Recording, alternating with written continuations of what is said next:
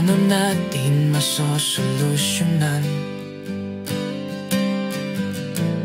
ang problema ng ating bayan kung sa ating mga sarili walang pagbabago kailanman? Laging nagtuturuan, laging nag-aalitan, ngunit kung iisa ang puso, may pag-asang masilayan. Tayo'y magkaisa, mahalin ang kapwa.